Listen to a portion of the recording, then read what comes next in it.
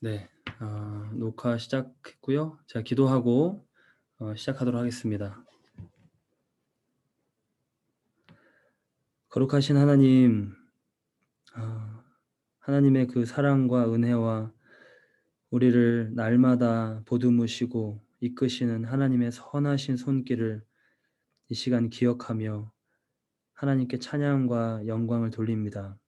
우리가 모인 이 자리, 각자의 그 자리에서 이렇게 온라인으로 우리가 만날 때에 하나님, 저희가 여러 가지 그 수업의 내용들을 가지고 함께 만나서 나누지만 이 모든 과정의 목적이, 또 우리 마음속에 맺히는 열매가 하나님을 더 알고 하나님을 더 가까이 하고 하나님을 향해서 우리의 마음이, 우리의 생각이, 우리의 모든 열심이 더욱더 주를 향하여지기를 원합니다. 하나님, 이 신론 수업을 주께서 친히 복되게 하여 주시옵소서.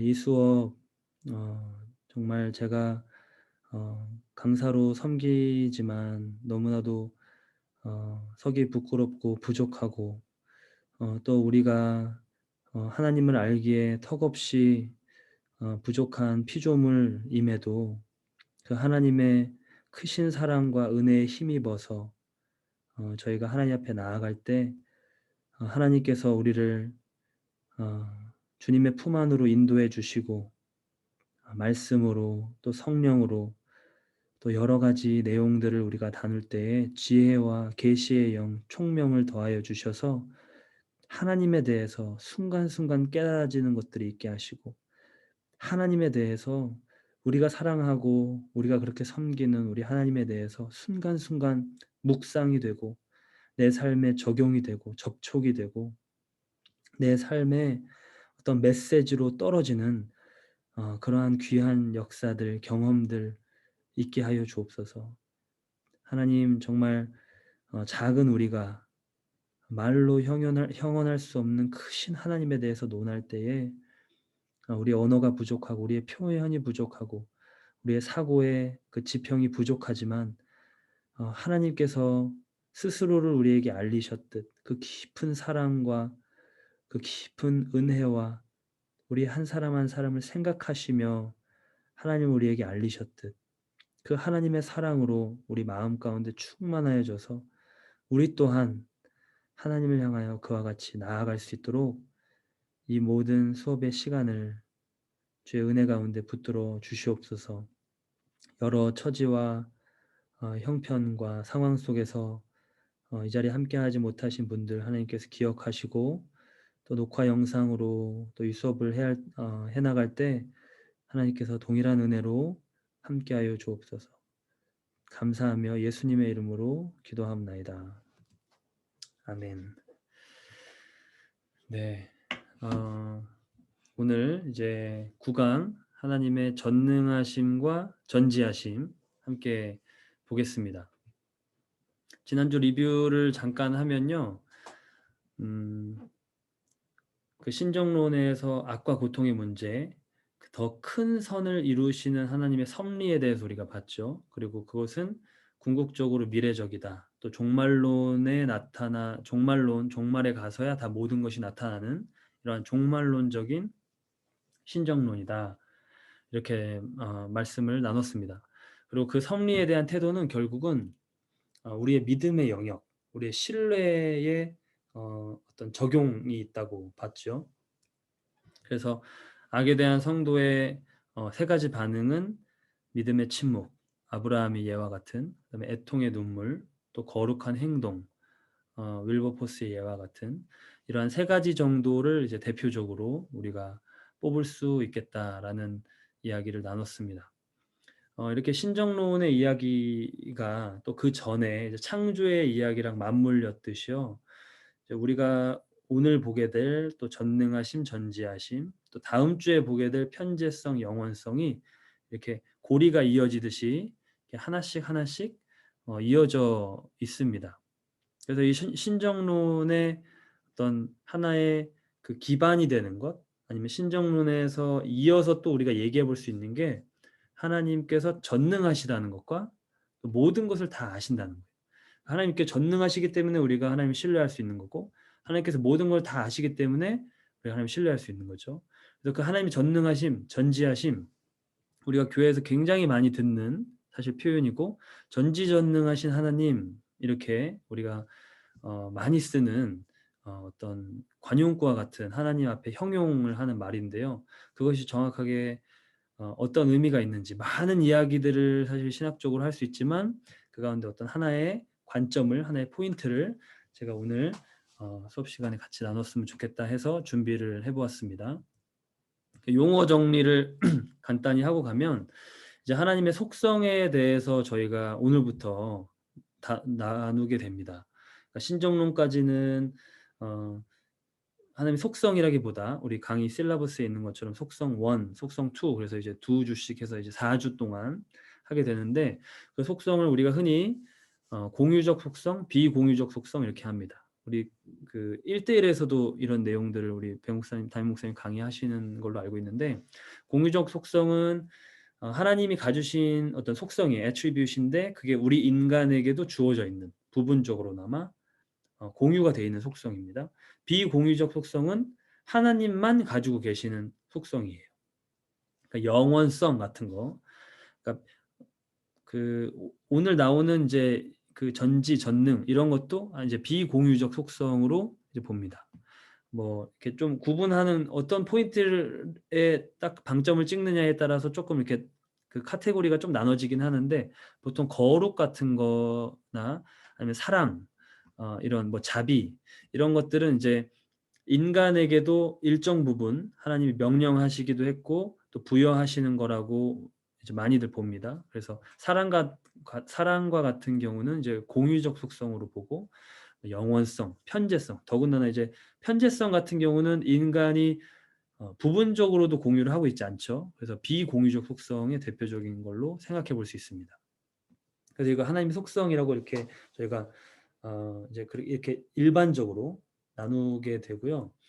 오늘 이제 보게 될 전능하심, 또 전지하심, 이렇게 나누는 이 내용은 정의를 이렇게 다음과 같이 할 수 있을 것 같아요.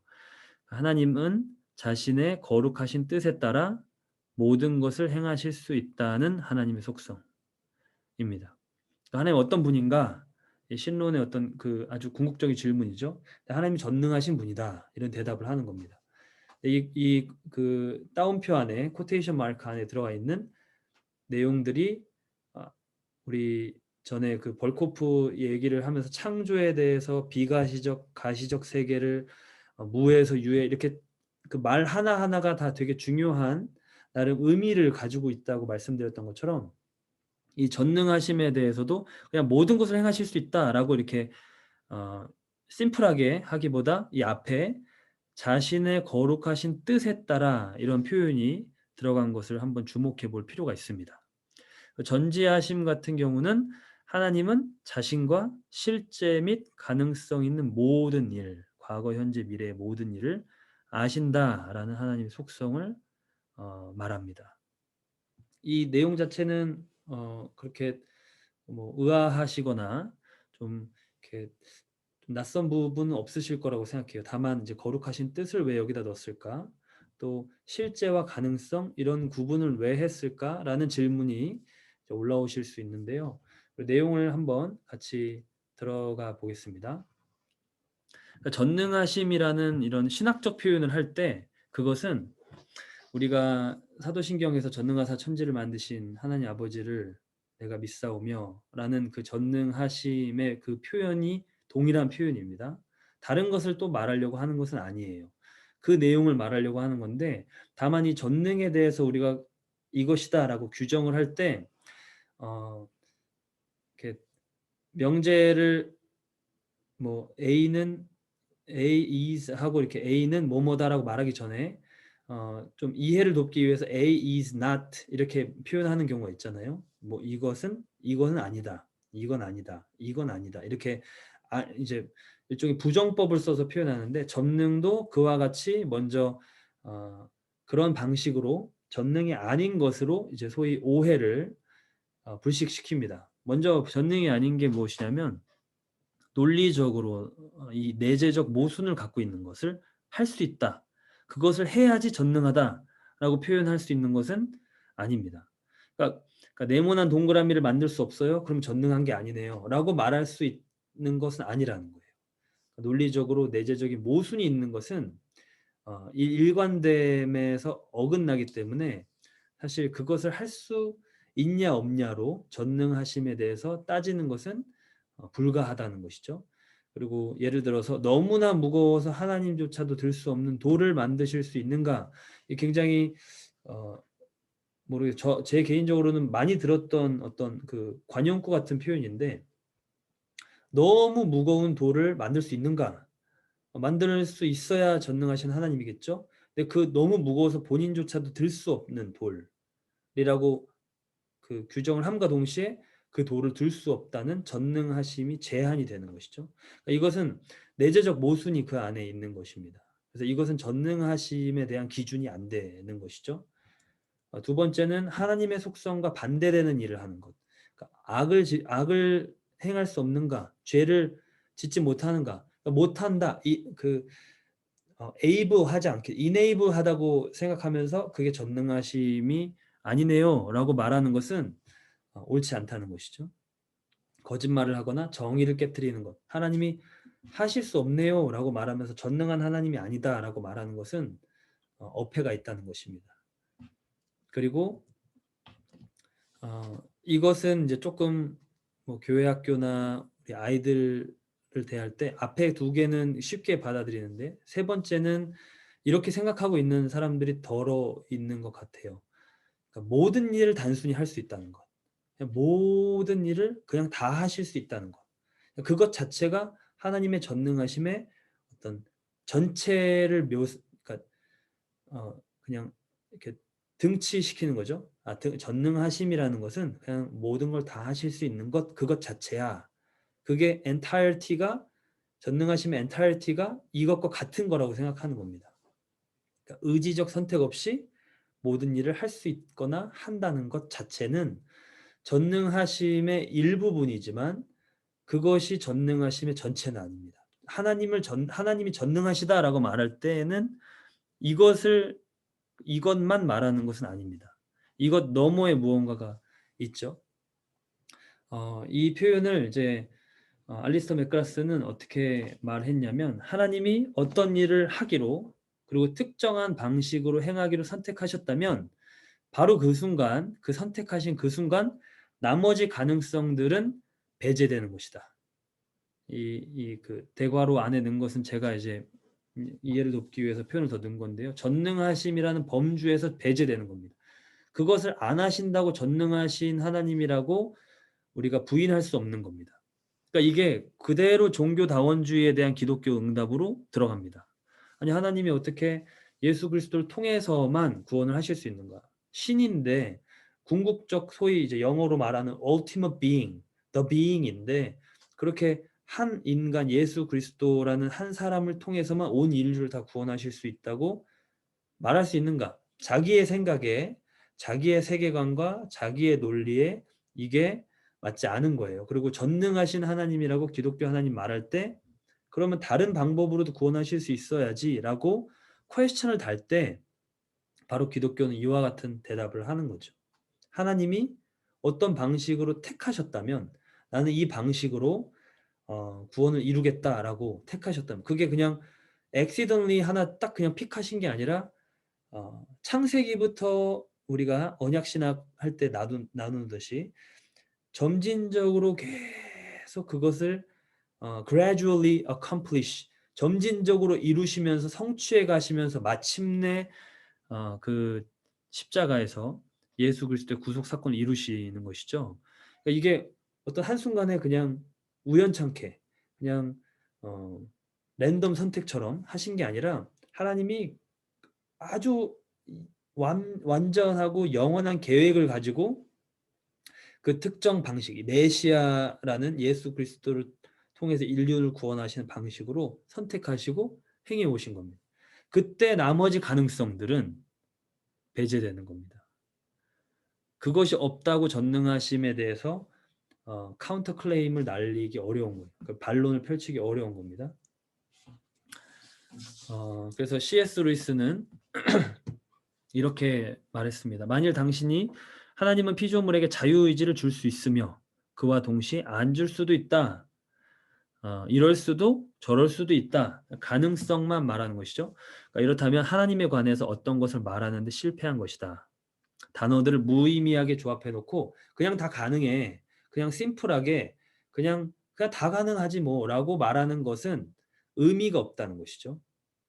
그리고 물론 하나님은 모든 것이 다 가능하시다는 말이 여전히 참이고 그것이 전능하심의 속성에 포함되어 있는 것이지만 하지만 하나님의 의지적 선택이 나타나는 경우가 있다는 겁니다.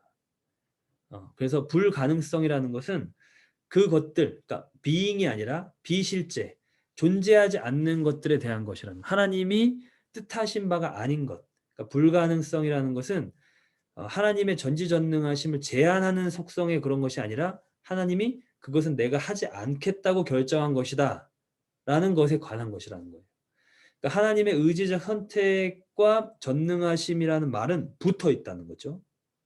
붙어 있다는. 그래서 저희가 전능하심을 정의할 때 하나님께서 뜻하신 바를 행하실 수 있는 것, 그런 하나님의 속성이라고 얘기를 하게 된 겁니다.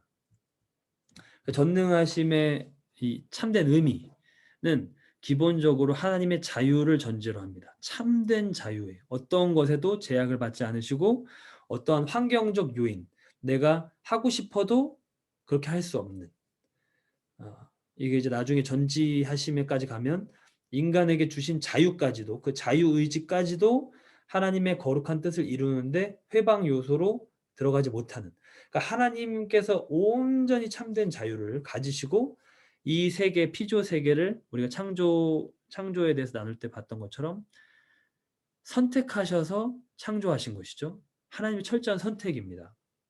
그래서 이 하나님의 완전한 자유 가운데 뜻하신 바가 있는 것이고 이 자유를 바탕으로 전지전능하심을 가지고 그 뜻을 향해 나아가시는 것이죠. 그러니까 전능하신 하나님의 의미는 하나님의 뜻과 하나님의 뜻, 하나님의 선택, 하나님의 의지와 붙어 있는 겁니다. 그것을 행하실 수 있는 능력, 그 어떠한 것도 그것을 막을 수 없는 그 능력, 모든 것이 다 가능하시지만 내가 이거를 하기로 선택했다라고 말씀하시면서 그것을 일을 실제로 행하시는 여호와, 그 일을 지어서 창조해서 만들어서 성취하시는 여호와, 그 이름을 여호와라 하는 분이 전능하신 하나님이라는 겁니다. 그래서 이 하나님의 의로우신 뜻 안에 이 하나님의 전능하신 능력은 담겨 있습니다. 이 뜻과 항상 같이 가는 것이고 하나님의 전능하심이라는 것은 우리가 신학적으로 말할 때 성경 안에 나타난 하나님의 전능하심은 우리가 그냥 인간의 죄성을 이렇게 투영해서 생각하듯이 그냥 마음대로 막 하는 것이 아닌 거예요. 영화 같은 데 보면 갑자기 무슨 슈퍼맨 같은 능력을 받아서 막 마음대로 막 하는 그런 죄성에 물든 존재가 인간과 완전히 본질적으로 다르신 겁니다. 이분은 선하신 그 하나님의 뜻, 의로우신 하나님의 뜻, 그 사랑을 바탕으로 한 철저한 그 아가페적 사랑, 타자를 다른 이를 포용하고 그들을 아예 창조하신 것이죠. 우리 인간을 언약적 파트너로. 그러니까 그 거룩하고 의로우신 그 뜻을 향해서 나아가시는 전능하심인 겁니다. 그래서 그 뜻이 뜻하는 바를 모두 행하시고 이루실 수 있다라는 그 의미가 이 전능하심의 가장 성경에 바탕하고 구체적이고 신학적으로 이렇게 아주 핵심이 되는 그런 의미라고 볼 수 있겠습니다. 그렇다면 이 의를 생각할 때 하나님 의로우신 뜻을 향해서 전능하심이 표출되는데 그 의가 무엇인지 잠깐 그것을 같이 보면 이 전능하심에 대해서 우리한테 적용되는 메시지를 좀 묵상해 볼 수 있을 것 같아요. 그 의로움에 두 가지 영역이 있습니다. 성경에 보면 항상 성경에서 의를 나타날 때 하나님 말씀하시는 걸 나타낼 때 두 가지인데요. 하나는 죄로부터의 분리죠. 거룩입니다. 우리가 흔히 생각하는 내적인 거룩. 두 번째는 다른 존재를 향해서 선을 행하는 겁니다. 자신의 능력껏 최선을 다해서 자신의 시간, 자신의 어떤 물질, 자신의 마음, 생각을 가지고 다른 이가 그러니까 선한 사마리아인과 같은 모습이에요. 나에게 어떤 무언가를 요청할 때 내 것을 떼어서 주거나 아니면 그 사람을 생각해 주거나 어 위로해 주거나 그러니까 이 다른 존재를 향해서 선을 행하는 것. 이게 의로움의 두 번째 영역입니다. 이것을 이제 다른 표현으로 하면 진리의 사랑. 그냥 무작정 잘못된 길로 가고 있는 사람을 "괜찮다, 괜찮다. 힘내, 힘내." 이렇게 하는 것이 아니라 하나님 이 앞에 죄악으로부터의 분리, 내적인 거룩을 바탕으로 하는 아가페적인 사랑이죠. 그 사람의 필요를 채워주는 것은 맞지만 그 사람이 죄악된 길로 갈 때는 형제를 향해서 그 권면하는 그런 사랑인 거예요. 그러니까 진리를 어그러뜨리지 않는 사람. 진리와 하나 된 사람. 하나님이 우리에게 하시는 걸 생각하면 됩니다. 하나님 우리에게 그냥 오냐 오냐 소위 오고 괜찮다 괜찮다 너네 편한 대로 이렇게 한 게 아니라 철저하게 하나님 뜻 가운데서 우리를 사랑하시죠. 생명 다해. 이 사랑으로 타자를 대하는 것입니다. 외적인 거룩의 모습이라고 볼 수 있습니다. 그러니까 이 내적인 거룩과 외적인 거룩이 같이 있는 게 성경 안에서 항상 말하는 의로움, 의인들의 나타나는 모습이 항상 이렇게 이 두 가지 모습이 항상 같이 나타나는데 여러 지금 예들이 생각이 나실 수 있을 것 같아요. 근데 이 의를 나타내는 단어, 뭐 미시파트라는 단어도 있지만 째다카라는 단어를 아실 것 같아요. 째다카라는 단어를 많이 들어보시지 않았을까 싶은데 미시파트라는 단어의 의로움, 정의로움 이런 것은 공정하게 재판을 한다라는 의미라면요. 째다카라는 이 의로움은 하나님 앞에서 어 의로울 뿐만 아니라 지금 현대 그 이스라엘에서도 구제라는 말과 같이 섞여서 같이 그 의미가 담겨서 사용되는 말입니다. 그러니까 의로움인데 구제, 긍휼이 포함되어 있는 단어의 모습이에요. 그러니까 성경에서의 의라는 단어는 공의를 행하는 것, 그러니까 정의를 행하는 것, 그러니까 그, 이렇게 왜곡된 추, 거짓을 말하는 추를 하나님께서 기뻐하지 않으시듯이 이것을 거짓을 말하지 않는 그러한 미시파트의 의의가 있지만 동시에 째다카의 의의가 있는 겁니다. 그 야고보서 1장 27절에 하나님 앞에서 정결하고 더러움이 없는 경건. 그러니까 하나님과의 관계에서이죠, 지금. 하나님과 관계에서 하나님 보시기에 의로움. 그것은 곧 우리가 좀 더 확장해 생각하면 하나님이 이러신 분이라고 생각할 수 있습니다. 하나님이 내가 거룩하니 너희도 거룩하라. 그리고 내가 너희에게 요구하는 거룩함은 이러한 거룩함이다라고 설명해 주시는 것이기 때문에 하나님 우리에게 요구하시는 것이 곧 하나님이 친히 행하시는 것이구나라고 생각할 수 있습니다. 그 경건은 곧 고아와 과부를 그 환난 중에서 돌보고 또 자기를 지켜 새 속에 물들지 아니하는 그것이니라. 지금 처음에 나온 것은 외적인 거룩의 모습, 두 번째 나온 것은 내적인 죄로부터 분리되는 내적인 거룩의 모습. 이 두 개가 같이 가 있는 그런 모습을 볼 수 있죠. 우리가 구약의 선지자들의 사역들을 생각해 보면 거의 이 두 가지입니다. 죄를 지적하고 죄를 돌이키게 합니다. 회개하라고 말합니다. 왕에게 가서든 어떤 특정한 사람에게든 민족을 다니든 다른 국가 이방 민족에게도 죄를 계속 지적합니다. 하나님의 그 딱 정도에서 벗어난 것을 아주 구체적으로 일일이 다 말해줍니다. 밧세바 사건을 범한 다윗에게 비유로 말하면서 나단이 그게 당신이다라고 이거를 좀 생각해 보세요. 이렇게 말하지 않고 정확하게 그 죄를 지적하고 돌이키도록. 이건 사랑의 표현이죠. 철저한 사랑의 표현입니다.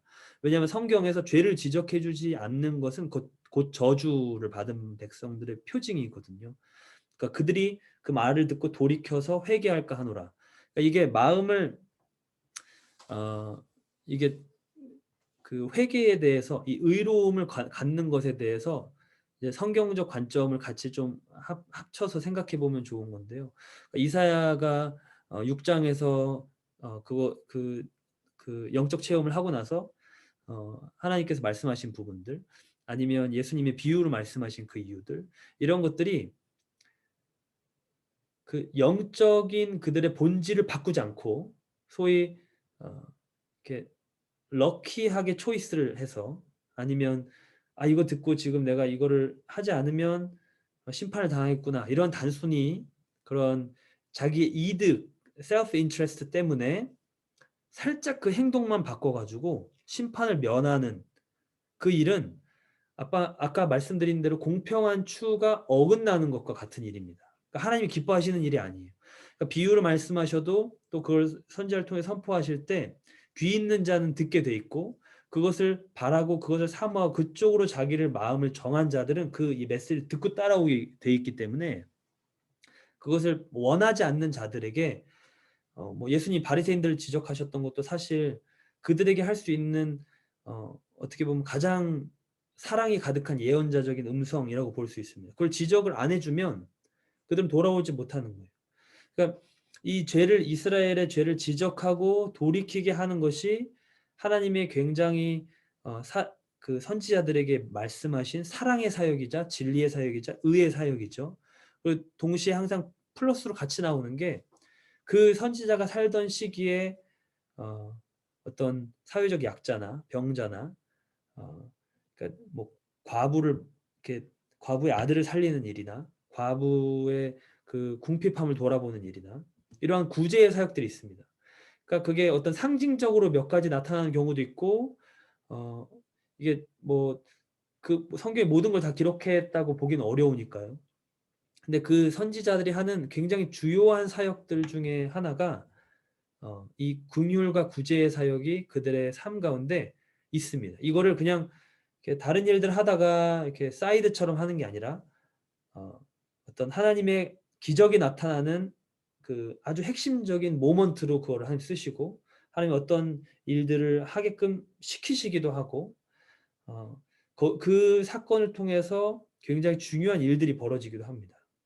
그러니까 이런 죄를 지적하는 그 내적인 거룩에 대한 사역뿐만 아니라 이런 다른 이들을 향한 구제와 긍휼이 그 다른 이를 살리는 거죠. 타자를 향한 아가페적인 진리의 사랑을 행하는 것인데 이런 외적인 거룩이 하나님이 사역자들, 하나님의 친구들, 그 선지자들에게 시키시는 굉장히 중요한 사역이라는 겁니다. 그 말은 하나님이 그런 일들을 행하시는 분이시다.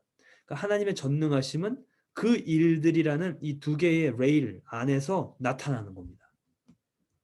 이게 절정과 같이 클라이막스와 같이 예수님의 사역에서 나타났죠. 예수님의 사역을 우리 흔히 가전고 이렇게 말합니다. 가전고 가르치고 전파하시고 고치신다. Teaching, preaching, healing. 가전고라고 이렇게 외우는데요. 가전고가 다 이 진리를 가르치시고 하나님 나라를 전파하시고 그러니까 죄를 이 죄의 길에서 벗어나서 하나님께로 오는 방법들을 가르치실 뿐만 아니라 하나님의 나라가 임했다라고 선포하시는 겁니다. 그리고는 고치시는 사역들이 있습니다. 그러니까 살리시는 사역이 있습니다. 먹이시는 사역들이 이 안에 같이 이렇게 있는 것이죠. 그리고 이 내용들은 하나님의 나라의 어떤 특성들을 또 하나님 어떠신 분이신가를 계속 드러내는 그 사건들이 됩니다. 그러니까 이게 하나님의 의로우신 뜻에 합한 이 째다카에 합한 구체적인 사역의 모습이 예수님의 그 사역에서 아주 클라이막스와 같이 드러난 것이죠. 선지자들도 다 그랬고요. 하나님이 어떤 사람에게 무슨 일을 행하실 때 다 그와 같은 일이. 그러니까 지난주에 봤던 것처럼 신정론의 그 악의 문제에서 내적인 거룩과 함께 외적인 거룩이 같이 이게 컴패러블한 겁니다. 함께 갈 수 있는 것이죠. 네. 그런 아브라함의 믿음의 모습도 있을 뿐만 아니라 또 외적으로 어떤 그 다른 이들을 향해서 그들을 돌아보는 일들이 같이 이게 일관된 루트로 나온다라고 볼 수 있는 것이죠. 그래서 이것을 바탕으로 우리가 내릴 수 있는 하나님의 전능하심이 나타난 그 가장 중요한 사건, 그것은 무엇인가? 우리 인간을 죄로부터 분리시키시고 살리신 이 구원의 사역이라는 겁니다. 이걸 하나님이 뜻하셨어요. 이걸 하나님이 태초부터 예정하시고 뜻하셨어요. 이 하나님의 의로우신 뜻입니다. 이게 하나님의 째다카가 가장 아름답게 발현된 사건입니다. 십자가에서의 나타난 이 구원의 사역.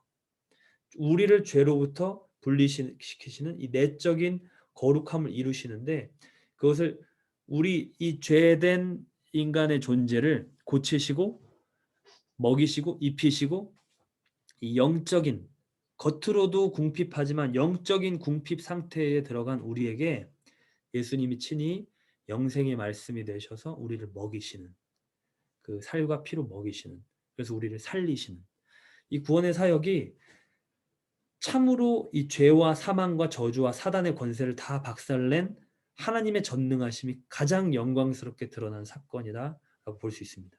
그러니까 이게 창조의 영광, 무에서 유를 창조한 그 어마어마한 스케일이 다른 하나님의 역사와 같은 레벨에 놓을 수 있는 새 창조의 사건인 것입니다.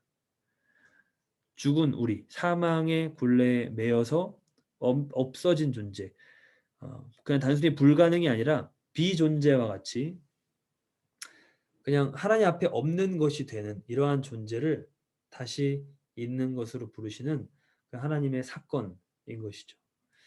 이게 아주 핵심적인 하나님의 전능하심이 나타나는 모습이라고 볼 수 있고, 제임스 패커가 우리가 오늘 읽는 리딩 섹션에서 위엄, 하나님의 위엄에 대해서 얘기합니다. 위엄, majesty.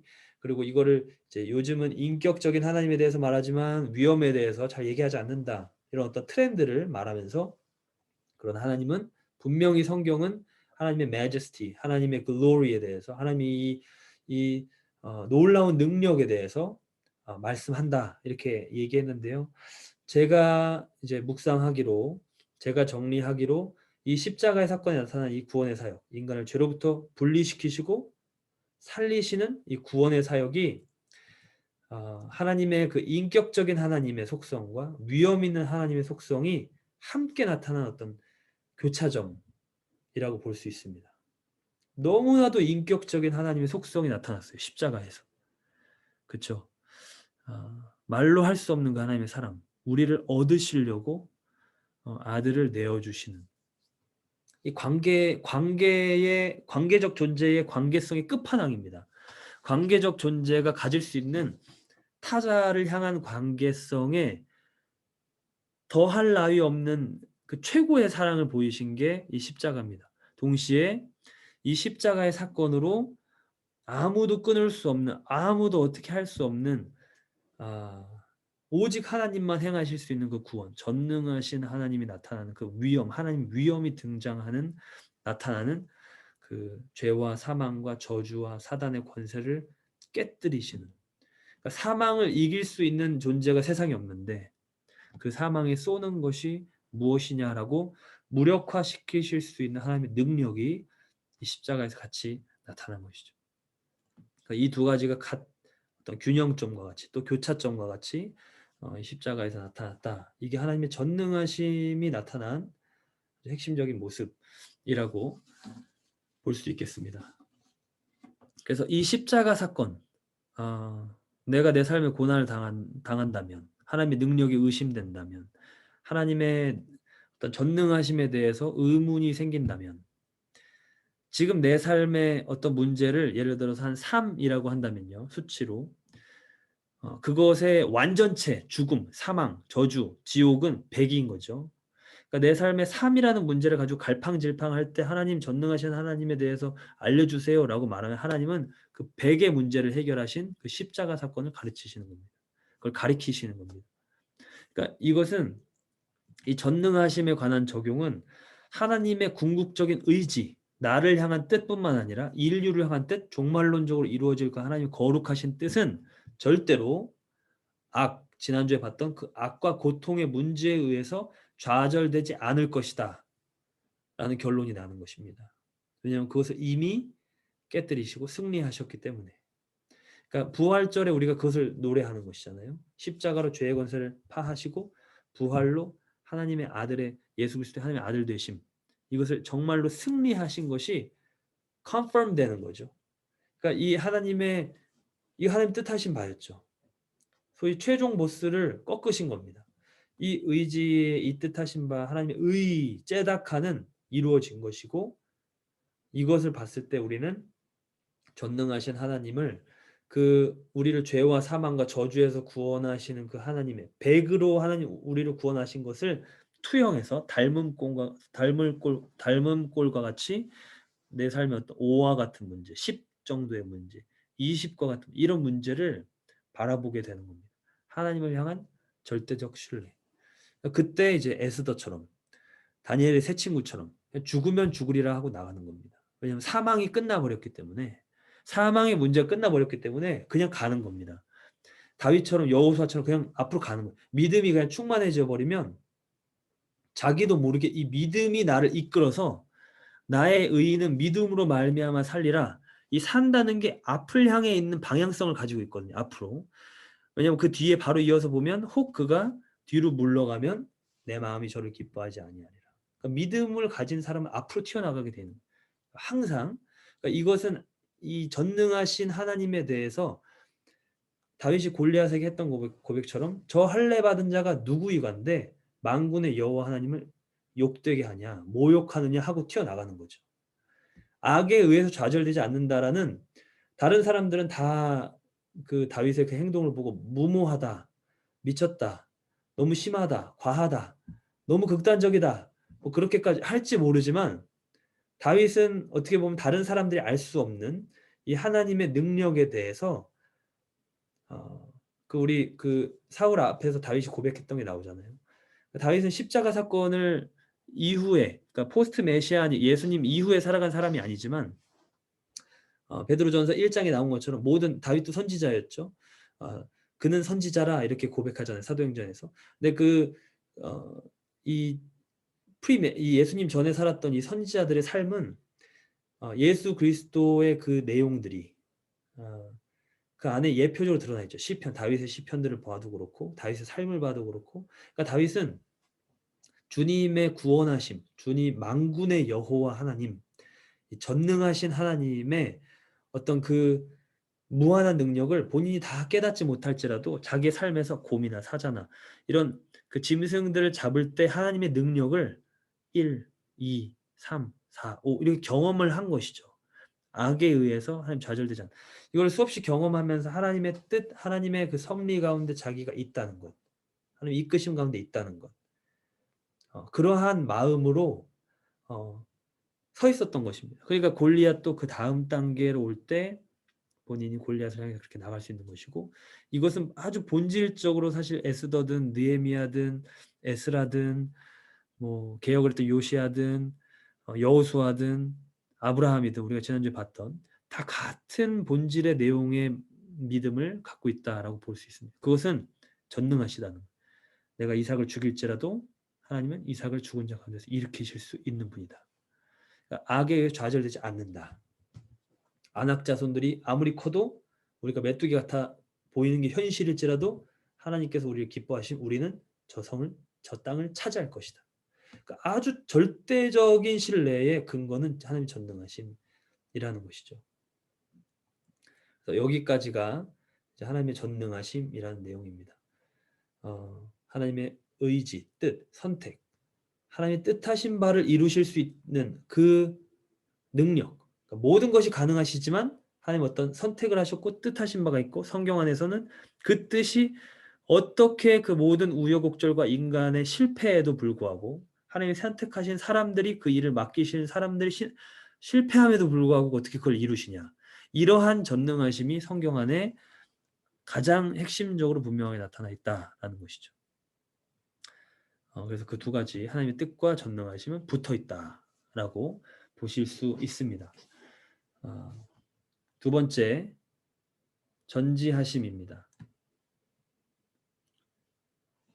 전지하신 하나님 이렇게 말할 때 우리가 전지전능하신 하나님 할 때 이 전지하심인데요. 한마디로 전능이 모든 걸 다 하실 수 있다라는 말이라면 전지하심은 모든 것을 다 아신다라는 말씀이죠.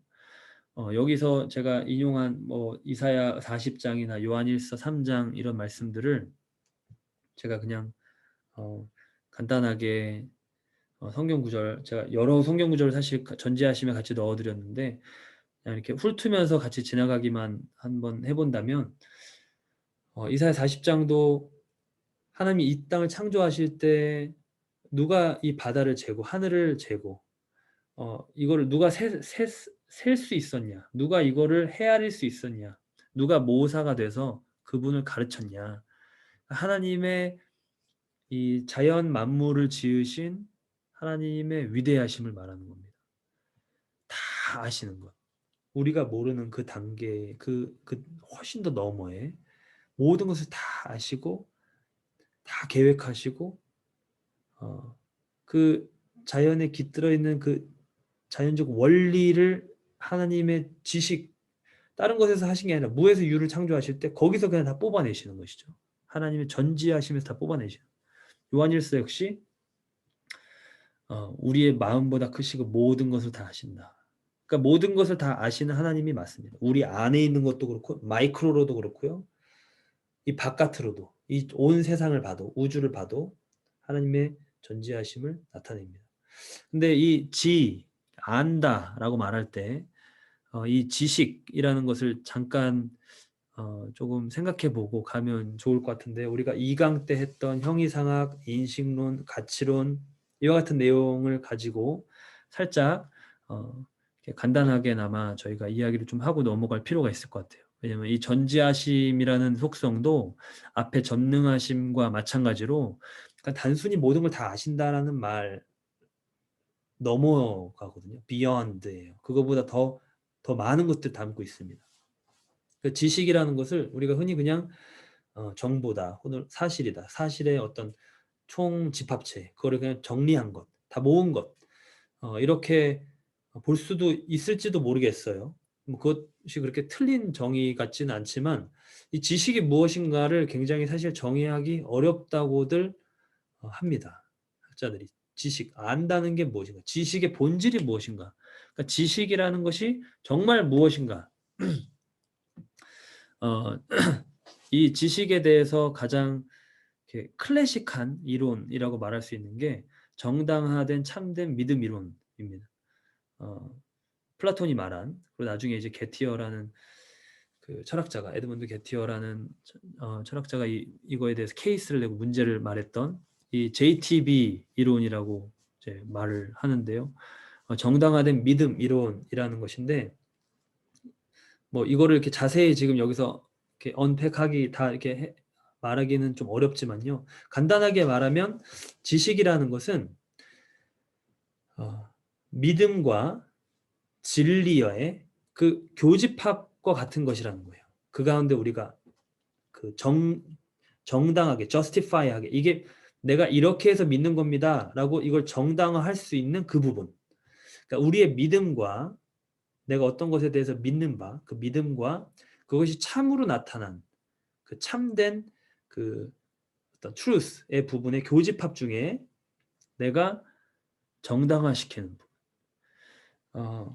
여기서 이제 존 프레임 같은 신학자는, 이분이 이제 철학 전공이었는데, 이분이 이 정당화라는 이 과정에서 윤리적 차원을 끄집어냅니다. 그러니까 지식이라는 것을 그러니까 우리가 그 전에 형이상학 할 때도 보았지만 지식이라는 것이 기본적으로 믿음을 바탕으로, 그러니까 그 아인슈타인 얘기를 하면서 인투이션 얘기했고요, 직관 얘기했고요, 또 belief 얘기했습니다. 믿음에 대해서 얘기했습니다. 그러니까 그 믿음의 내가 어떤 거를 이게 사실입니다라고 말하면서 그걸 믿지 않는 경우는 있을 수 없잖아요. 그리고 내가 무엇인가 믿는다고 그게 다 지식은 아니죠. 그 참이어야 되죠. 그러니까 true의 영역이 그 안에 있고 belief의 영역이 그 안에 있습니다. 이것을 내가 어떠한 것을 안다라고 말할 때는 그것을 이러이러해서 안다, 이러이러해서 그렇다라고 이거를 설명해낼 수 있어야 된다는 거예요. 쉽게 말하면 이걸 이제 justify, 정당화의 파트인데요. 이 부분을 어떻게, 어떤 기준으로 판단하고 평가하고 통제할지가 윤리적 차원에 들어간다는 거예요.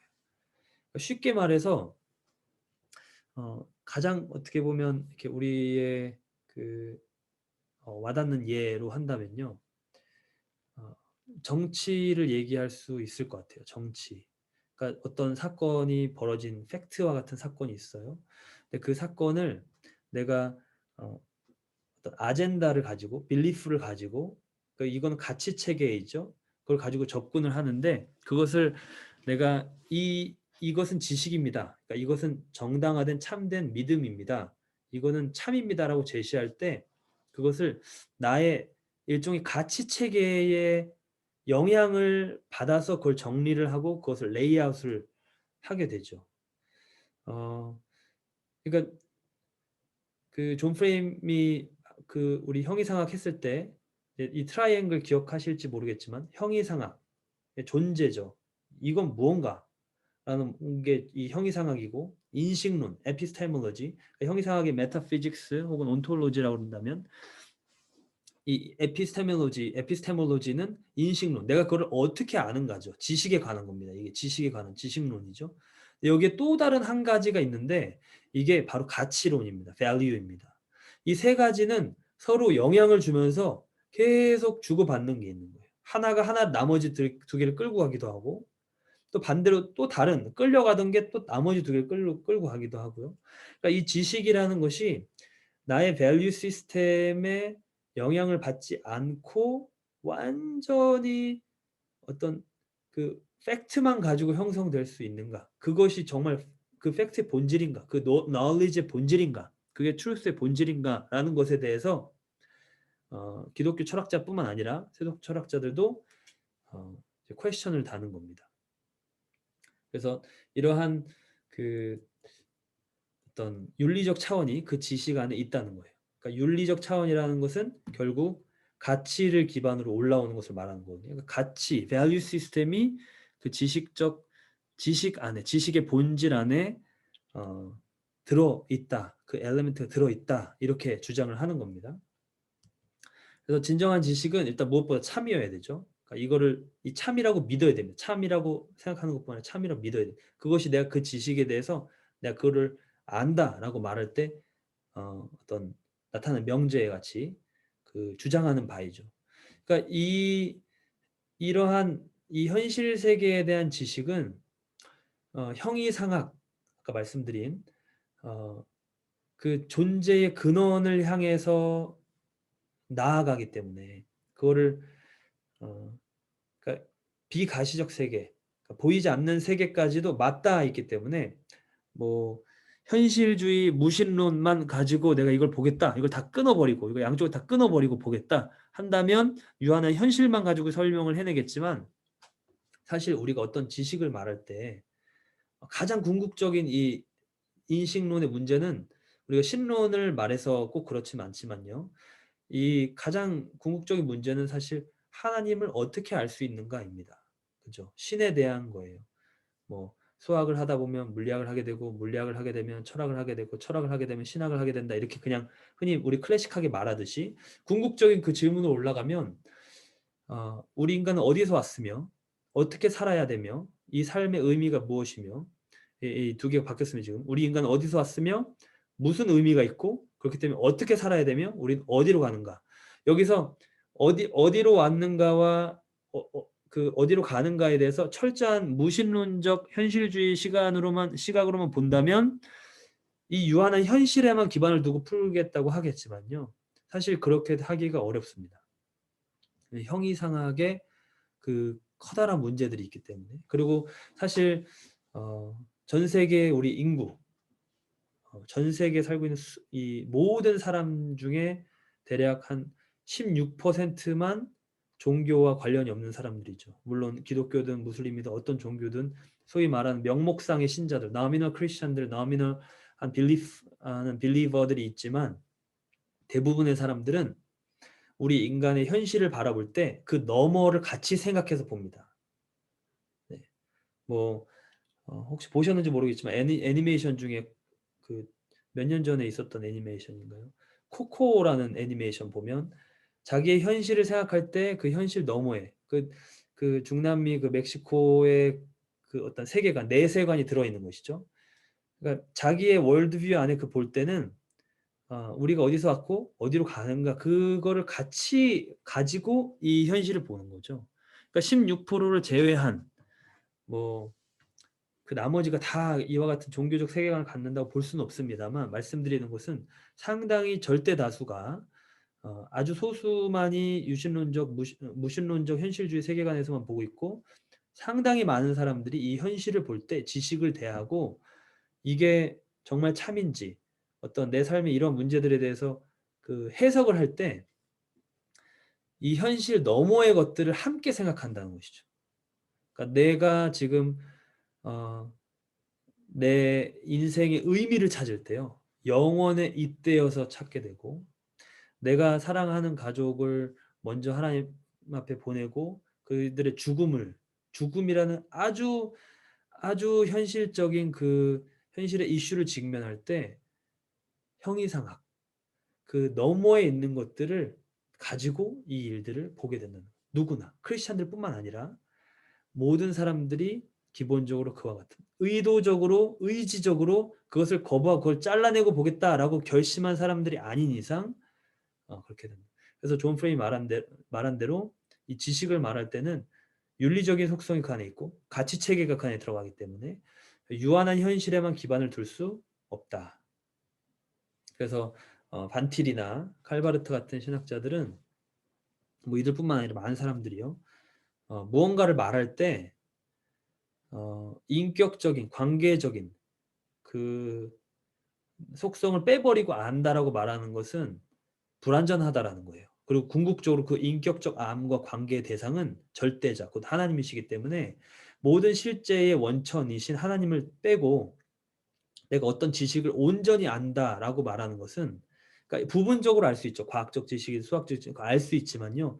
그 지식에 대해서 아까 말씀드린 데 윤리적 차원 가치 체계가 있기 때문에 그러니까 수학을 하다가 물리학을 하다가 철학을 하다가 신학을 한다고 말씀드렸는데 이걸 어떤 발견이 되면 이게 왜 그렇지?라는 질문이 붙음과 동시에 이건 철학으로 올라가는 것이죠.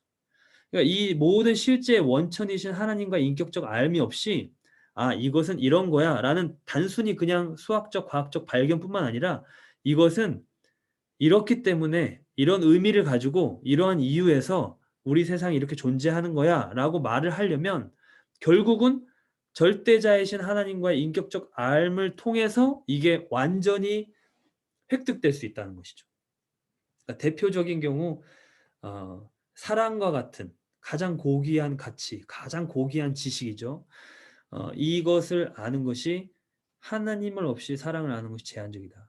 그리고 이 사랑이라는 것은 기본적으로 사랑을 그냥 추상적으로 지식으로 알 수 없잖아요. 항상 어떤 관계 안에서 인격적 관계 안에 다른 사람과의 관계 안에서 다른 어떤 존재와의 관계 안에서 그걸 알게 되죠. 그러니까 이런 맥락에서 이 인격적인 알미 없이 그러니까 바르트 같은 경우는 화해가 그렇죠. 화해를 그냥 추상적으로 화해는 이런 것이다라고 아는 것은 불가능하다. 그것은 본인이 본인을 속이고 있는 거라는 거예요. 자기가 관계적으로 인격적으로 어떤 부분을 통해서 알게 된 건데 그걸 다 빼고 난 그런 거 안 해. 난 하나님 없이 화해를 말해 볼 거야라고 말하는 것 자체가 이제 뿌리를 자르려고 하는 것이죠. 자기가 온. 그러니까 이런 인격적인 속성이 지식 안에 있다는 것. 그리고 이런 윤리적인 속성, 가치의 속성이 지식 안에 있다는 것. 그 성경에서의 지식은 언제나 이런 윤리적 차원을 항상 갖고 있습니다. 그리고 그 윤리적 차원은 언제나 하나님과의 관계 안에 있습니다. 그러니까 해야 되냐 말아야 되냐 이 선악을 아는 것은요. 하나님 없이 선악을 알려고 하면 그것 자체가 죄가 되는 것이죠. 선악을 아는 것은 하나님께서 규정해 주신 대로 아는 거예요. 하나님과의 관계, 인격적 차원 안에서 어떤 지식을 아는 거예요. 그러니까 내가 그 지식 자체를 하나님과 떼버려서 나 혼자 독단적으로 알겠다 함과 동시에 불완전하고 미싱 타겟이 되는 거죠. 죄 하마르티아의 원천이 되는 것이죠. 그래서 이 지식의 이런 윤리적 차원이 어떤 그게 이제 소스 그 원 어떤 재료라면요. 거기서 이제 요리가 된 가공이 된 것이 지혜라고 볼 수 있습니다. 지혜는 이러한 도덕적 차원, 윤리적 차원, 관계적 차원이 더 명확하게 드러낸 어떤 적용이라고 생각할 수 있습니다. 그래서 이 지혜에 대해서 야고보서는 이렇게 얘기하죠. 우리가 그냥 흔히 세상적으로 아까 전지가 모든 걸 다 안다. 그러니까 지혜롭다라는 것이 그냥 굉장히 똑똑하다, 브릴리언트하다, 아주 아이디어가 좋다, 뭐 상황을 잘 해석하고 풀어난다. 이런 세상의 어떤 그 정의랑 지금 다르다는 것을 말씀드리는 겁니다. 지식도 전지하심도 지혜도 그러니까 성경이 말하는 지혜가 바로 이와 같은 지혜인 거죠. 마음속에 독한 시기 다툼이 있으면 자랑하지 말라. 진리를 거슬러 거짓말하지 말라. 이러한 지혜 이것도 세상의 지혜라고 여겨지는 지혜인 거예요. 하나님 앞에는 헛것인 거죠. 진리를 거슬러서 거짓말하면서 매니플레이트 하면서 어떤 상황을 조작해서 나에게 유리하게 만드는 이러한 지혜가 아니라 이건 땅 위의 것이고 정욕의 것이고 귀신의 것이다. 시기와 다툼이 있는 곳에 혼란과 모든 악한 일이 있습니다. 오직 위로부터 난 지혜는 첫째 성결하고, 그러니까 죄로부터 분리된 내재적 거룩함이 있고, 다음에 화평하고, 다른 이들을 향한 타자를 향한 손내미는 아가페적인 사랑이 있고, 관용하고 양순하고 긍휼하고 선한 열매가 가득하고 편견과 거짓된 추가 아니고, 화평하게 하는 자들은 화평으로 심어 의의 열매를 거두느니라. 그리고 잠언 9장 10절에도 여호와를 경외하는 것이 지혜의 근본이요 하나님을 경외하는 것 곧 선악과의 그 모든 결과를 상쇄하고 난 믿음으로 생명나무이신 예수님께 연합합니다. 우리 주님께 연합합니다. 라고 하는 것이 지혜의 근본입니다. 여기서 떨어져 나가서 겉으로 보이는 모든 지혜와 지식의 화려함과 수려함은 하나님 보시기에 헛것으로 하는 세상 지혜, 정욕의 것, 곧 자기 자신을 위해서 하는 셀프 인트레스트, 완전히 자기를 향해 굽어 있는 지혜인 거죠. 이건 윤리적 차원에서 봤을 때 땡인 겁니다. 완전히. 이건 지식이라고 하나님이 그러니까 지식이라고 치시지 않는 거예요. 이 세상에서는 똑똑하다 지식이다 칠 수 있지만 하나님 보시기에는 지식이 아닌 겁니다. 하나님이 갖고 계시는 그 full extent로 완전하게 갖고 계시는 그 지식, 그게 이제 전능하심인데 거기에서 어떠한 그 교집합도 없는 겁니다. 그 사람과 하나님이 아시는 걸 그 사람이 모르는 거예요. 왜냐하면 하나님은 아까 말씀드린 대로 내재적 모순되는 일을 하지 않으실 뿐만 아니라 그거를 그 본인의 속성과도 반대되는 것을 하지 않으시는 전능하심이 그런 것이 아니기 때문에 전지하심 역시 어떻게 하면 악을 이룰까와 같은 그런 지식은 하나님과 상관이 없는 지식인 거예요. 네. 하나님으로부터 온 지식은 뭐죠? 성결한 겁니다. 거룩한 겁니다. 그래서 이 지혜는 지식을 바탕으로 합니다만 이게 이제 굉장히 정의하기 어려운 부분입니다. 사실 굉장히 어려운 부분이고 다트, 호크마 이렇게 원어적으로 차이는 있지만요. 그것이 그러니까 지식 같은 경우는 성경에 주로 이제 아는 것으로 표현되고 지혜는 그 나중에 이제 저게 정의하겠습니다만 윤리적 차원, 도덕적 차원, 의지적 차원이 더 들어가서 그 무엇인가를 해내는 능력을 말하는 겁니다. 그것을 다 알고 다 파악하고 모든 가능성을 다 알고 그러니까 이건 상황에 맞춰져 있는 더 적용의 포인트가 있는 것이 지혜라고 볼 수 있습니다. 그러니까 활용 가능한 지식이라고 생각해 볼 수 있겠죠. 그래서 아무튼 가치 판단적 요소가 더 짙게 나타나는 영역인 거죠. 그래서 제임스 패커는 우리가 읽은 오늘 이제 리딩 섹션에 이렇게 말합니다. 이 지혜는 단순한 지성이나 지식 이상으로 지적인 속성일 뿐만 아니라 도덕적 속성이기도 하다. 성경적 의미에서 정말로 지혜로우려면 우리의 지성과 역량은 올바른 목적을 위해 이용되어야 한다. 전능하심과 이제 매치되는 부분입니다. 전지하심이. 지혜는 최선이며 최고의 목표와 그것을 달성하기 위한 가장 확실한 수단을 보는 능력, 그리고 그것을 선택하는 성향이다. 지혜는 도덕적 선의 실제적인 측면이다. 그러니까 지식도 윤리적 차원, 도덕적 측면이 있고 관계적 측면이 있는데 지혜는 그것이 더 부각돼 있는 그런 부분, 적용과 같은 그런 부분이라고 생각해 볼 수 있다라는 것입니다. 전능하심과 마찬가지로 이 전지하심은 하나님의 선하시고 의로우신 뜻에 맞춰져 있습니다. 그러니까 하나님의 모든 이 전지하심은 모든 것을 다 아시지만요. 궁극적으로 그 하나님이 아신다라는 지식은 단순히 그냥 우리가 똑똑한 사람을 생각할 때 떠오르는 그런 모습이 아닌 거예요. 똑똑한 사람들 흔히 우리 대학교 교수님이나 석학이나 그 정말 이렇게 이 시대 지성인라고 말할 때 두 가지 중에 하나인 것 같아요. 하나는 그냥 백과사전적인 지식을 다 알고 있는 경우예요.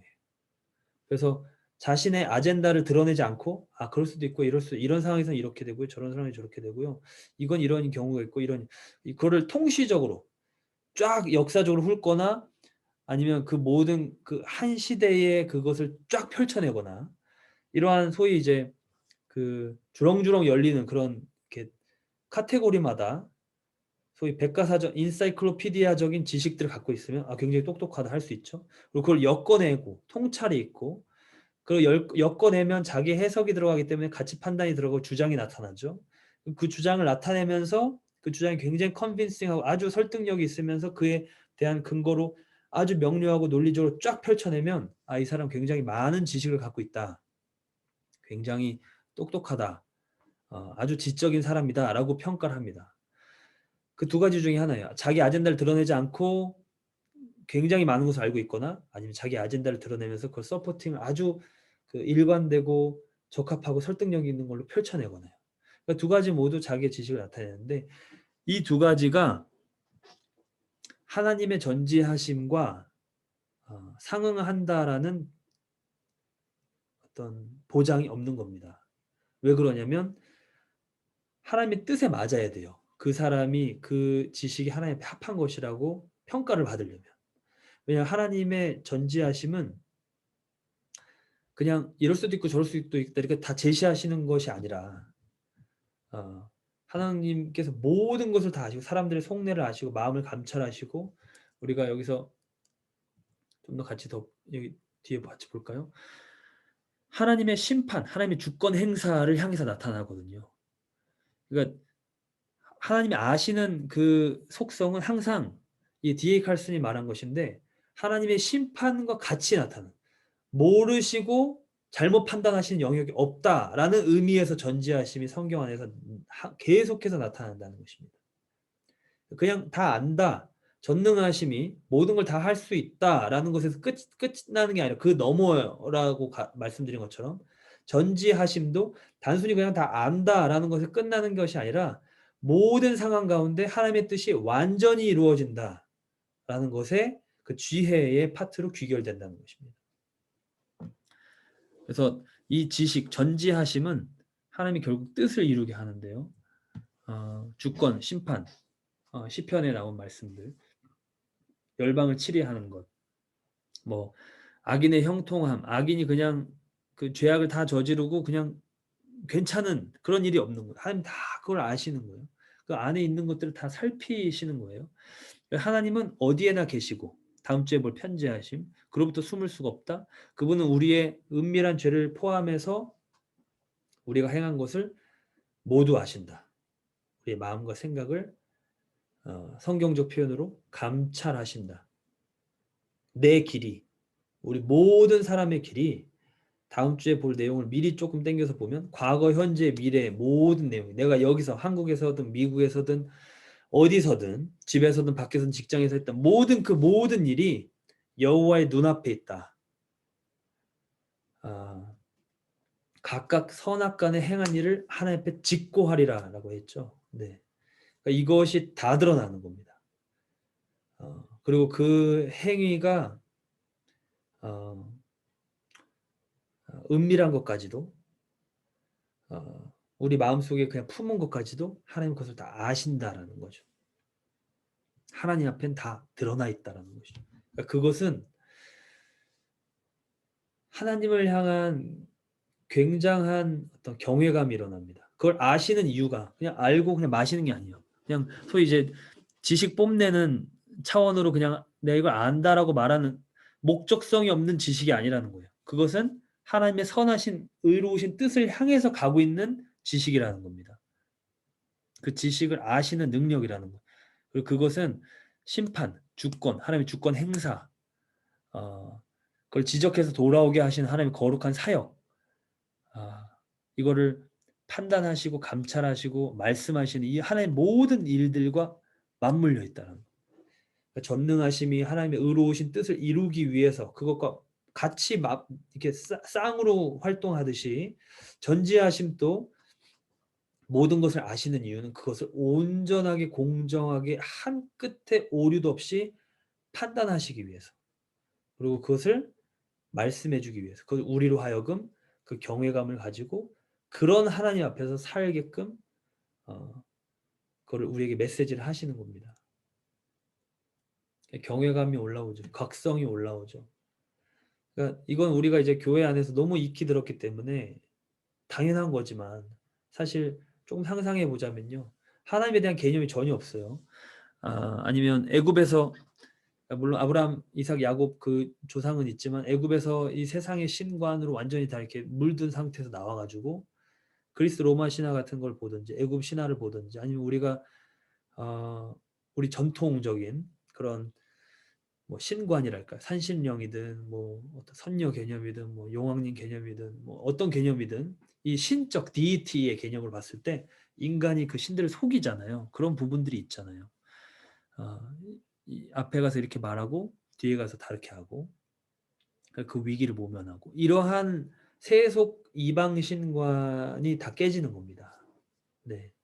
이스라엘 백성들은 그러니까 반인 반신과 같은 그런 개념이 아니라 그냥 애굽 내가 자기가 봤던 그 파라오 바로인데 태양신이라고 하거나 태양신의 아들이라고 하거나 이러한 개념이 아니라 하나님이라는 이 분은 우리가 숨길 수가 없는 아무것도 숨길 수가 없는 분이다.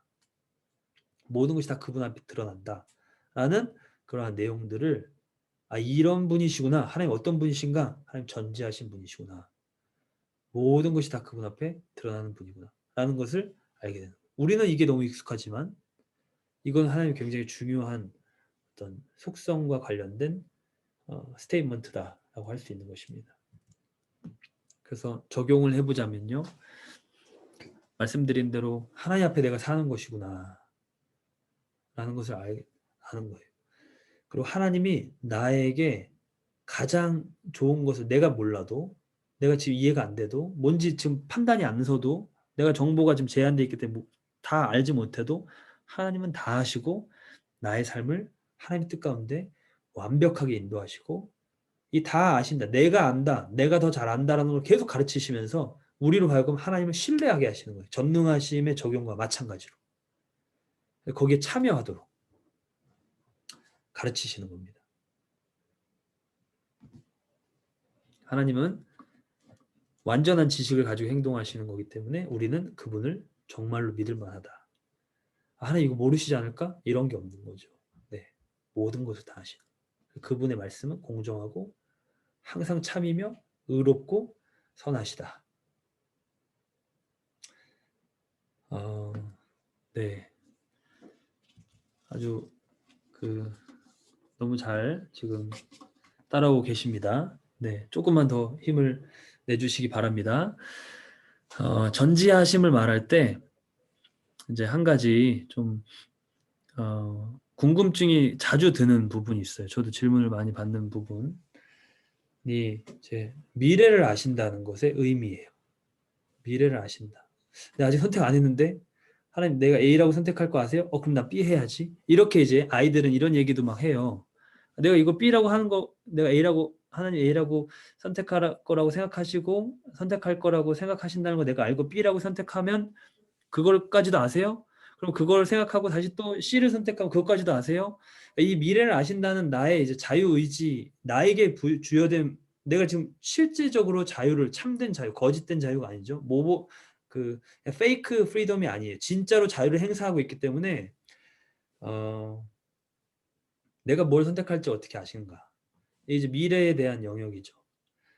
이 수많은 사람들의 자유로운 선택의 어떤 결합체가 인류의 역사라고 생각하니까요. 근데 미래를 아신다는 것의 의미 여러 가지를 우리가 지금 좀 말할 수 있는데 일단 먼저 전제는요. 신비입니다. 이걸 다 파악하고 설명할 길이 없습니다. 다만 성경을 통해서 또 여러 가지 신학적으로 우리가 말할 수 있는 것은 미래를 아신다는 것은 지금 전지전능에서 나온 것처럼 하나님이 어떤 것을 말씀하시고 그걸 이루실 수 있다는 거예요. 내가 이거를 하겠다. 의도를 나타내시는. 그러니까 대표적인 게 메시아 약속입니다. 그리고 혹은 메시아적 인물의 등장을 말씀하시는 거예요. 다윗과 같은 그 이새에서 그 어떤 한 의로운 가지를 내시는 거. 아니면 고레스 같은 미리 얘기하시는 거. 아니면 70년 기한이 차서 자유케 하시는 그 고레스를 통해서 하시는 이런 일들과 같은. 아니면 그 아브라함에게 4대 만에 다시 돌아온다. 너희 자손이 애굽에서 종될 것이다. 다시 돌아온다. 이 가나안 7족속의 죄가 다 차지 않았기 때문이다. 이러한 어떤 뜻을 아주 장기적으로인데 미래인데요. 그것을 말씀하시는 그런 부분이 미래를 아신다라는 영역에 속해 있습니다. 또 하나는 인간의 자유결정을 미리 아신다는 거예요. 이게 이제 가장 핵심적인 부분입니다. 인간의 자유결정을 미리 아신다. 우리가 예측은 할 수 있습니다. 지금도 뭐 AI 시대에 우리가 살고 있으니까 이 사람의 행동 패턴, 뭐 지금도 우리가 쇼핑 어떤 걸 막 하면 그게 우리 SNS에 갑자기 막 뜨잖아요. 뭐 어떤 신발을 봐오면 그 신발에 관련된 거 뜨고, 그러니까 우리의 소비 패턴을 보고 소비를 이렇게 레커멘데이션 하는 게 있듯이 우리가 알지 못하지만요. 하나님께서는 우리의 마음 다 감찰하시고 속내를 다 아시고 심지어 이게 미래의 영역까지도 흥미로운 것은 제가 전에 보내드렸던 그 폴킹턴 그 영상에 보니까 그분이 이제 가까운 미래에 대해서 또 먼 미래에 대해서 이 성경 안에서 나타난 차이 그리고 우리가 사실 경험적으로도 봐도 어떤 그런 굉장히 구체적이고 명확하게 나타나는 것과 하나님이 그 뜻을 이제 아주 그 원론적으로 얘기해 주시는 것과 이런 어떤 차이들이 나타날 수 있습니다. 그래서 가까운 미래에 이미 자유로운 선택들의 성향이 정해졌고 그것에 대해서 어떻게 나아갈지가 모든 경우의 수가 다 보인다라고 친다면 거기서 가장 probability, 가능성이 높은 게 나올 수 있죠. 우리가 그냥 컴퓨터적으로만 지금 생각을 해봐도 그런 상황에서 자유결정을 이 사람이 이런 선택을 할 것이다 라고 파악할 수는 있을지도 모르겠습니다. 근데 하나님은 이제 우리가 이렇게 상상을 지금 우리 차원, 인간적 차원 혹은 기계적 차원에서 상상하는 거를 넘어서시는 것이죠. 우리의 모든 것을 우리가 지금 파악이 안 되는 우리의 성향까지도 하나님 아시니까 그러니까 우리 자유결정을 아시는 거죠. 이 자유결정의 가능성들을 아시는 겁니다. 이걸 이제 윌리엄 레인 크레거나 알빈 플란팅과 같은 사람들은 중간지식이라고 말했습니다. 중간지식.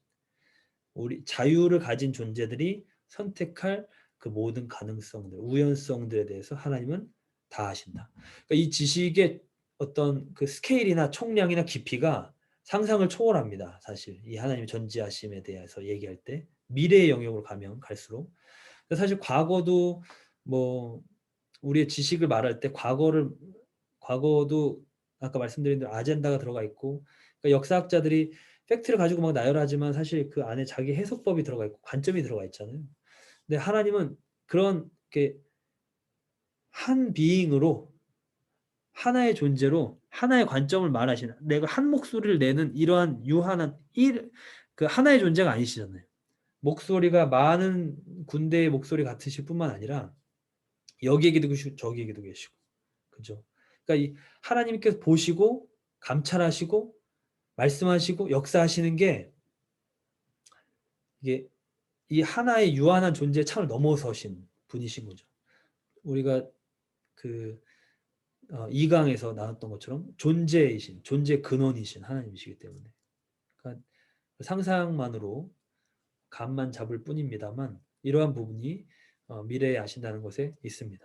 이게 이제 모든 가능성들에 대한 지식이라고 생각합니다. 이게 앞에 이제 자유결정에 대한 부분이 중간 지식이라고 말한다면 이 자유결정을 통해서 벌어질 수 있는 모든 가능성 내가 지금 자유로운 결정을 내리는 것뿐만 아니라 과거, 현재, 미래에 실제하는 것 존재하는 것, 존재하지 않는 것, 존재할 수 없는 것까지도 다 아신다. 그러니까 뭐 요즘 그래서 IT적으로 얘기를 하자면 좀 데이터가 사실상 그러니까 거의 가장 신뢰를 받는 존재가 되고 있다 보니까 하나님은 이 피조 세계의 차원이 상상할 수 없는 데이터를 갖고 계신 거죠. 네. 그래서 개인의 미래나 역사의 미래를 아신다. 그러니까 베드로의 죽음, 개인의 미래죠. 어떻게 그 죽을 것과 또 예루살렘 폐허되는 것, 어떤 나라의 흥망성쇠에 대해서 선지자들이 예언했던 것, 이런 것들이 다 그 미래의 내용들을 아시는. 이 역시 신비입니다. 하나님 어떤 뜻하신 정한 바가 있고요. 그 가운데 우리가 알지 못하지만 신정론적인 하나님의 뜻이 있습니다. 그 하나님 뜻하신 바를 이루실 수 있는 전능하심과 전지하심이 있어요. 이게 다 나타납니다. 그리고 이것이 나타날 수 있는 어떤 하나님의 또 다른 속성, 굉장히 중요한 속성이 바로 시간을 초월하시는 하나님의 영원성입니다. 다음 주에 보게 될 이 영원성, 과거, 현재, 미래가 하나님 눈앞에 있다라는 것. 이게 무엇인지 참으로 신비한 영역이고, 우리가 다만 이제 좀 과학적 생각, 철학적 생각 이런 것들을 하다 보면 굉장히 재미있는 흥미로운 부분들이 있는데요. 이 영원이라는 개념을 우리가 좀 파헤치고, 현재성도 마찬가지지만 그걸 파헤칠 때 미래를 아신다는 것, 전지하시다는 것, 그것을 다 하나님의 뜻 가운데 이루신다는 것이 이제 조금 더 우리가 이해가 될 것 같습니다. 네, 양이 좀 평소보다 많았는데 다행히 네, 시간 내에 마쳤습니다. 네, 우리 질문을 제가 두 가지 적었는데요. 하나님이 전지전능하심을 개인적 차원에서 경험한 적이 있으십니까? 뭐 저한테 이메일 보내주시고 이렇게 말씀해주시고 이런 분들도 계시더라고. 이 부분에 대해서 너무 감사하고 한번 생각을 한번 해보시면 좋을 것 같아요. 이 부분. 저도 이제 이런 경험들이 조금씩이나마 있고, 하나님 진짜 나는 모르는데 하나님 진짜 아시는구나, 이렇게 경험하게 되는 경우도 있고요. 2번 두 번째 질문은 이 하나님의 전지전능하심이 의로우신 뜻을 향해 있고 또 윤리적 차원을 지니고 있다는 것. 이것이 선악을 아는 지식을 추구한 인간의 죄된 본성에 대해서 어떤 메시지를 주고 있다라고 생각하십니까? 질문이 좀 난해하네요. 다시 설명하면 하나님의 전지전능하심, 모든 걸 다 하실 수 있고 다 하신다는 것이 하나님의 뜻을 향해 있고 그 안에 하나님이 담고 계시는 가치적, 윤리적 차원이 있다라는 것. 이 내용이 선악을 아는 지식 자체를 추구하고 소위 내가 하나님이 되려고 하는 거예요. 내가 판단을 하려고 하는 거죠. 지식에 대해서. 이거를 추구하는 인간의 죄된 본성에 대해서 어떤 메시지를 주고 있다고 생각하십니까? 이와 같은 질문이었습니다. 네, 강의안을 받아보시고 혹시 좀 생각을 해보셨는지 모르겠습니다. 뭐 큰 틀의 어떤 힌트를 드리자면 사실상 우리의 유한함을 깨닫고 말씀드린 대로 돌이키는 것이죠. 하나님 앞에 윤리적 차원. 그건 우리가 결정하는 게 아니라 하나님으로부터 계명은 하나님으로부터 받는 겁니다. 우리가 상의하는 그런 내용이 아니죠. 하나님 이거는 괜찮을 것 같은데요. 이건 안 될 것 같은데요. 이렇게 토론하는 게 아니죠. 윤리는 command of God은 하나님의 명령은 givenness 그냥 주어지는 겁니다. 신학 설명하자면요. 그러니까 이 주어지는 것을 거부하고 내가 선악을 판단하겠다라는 게 이게 인간의 죄된 본성인데, 이것에 대해서 하나님의 전지전능하심은 아주 준엄한 또 그 가운데 인자한 그 구원의 손길을 베풀고 계십니다. 그것에 대해서 어떤 생각들을 한번 해보셨는지 나눠봤으면 좋겠고요. 네, 녹화는 일단 여기까지 하고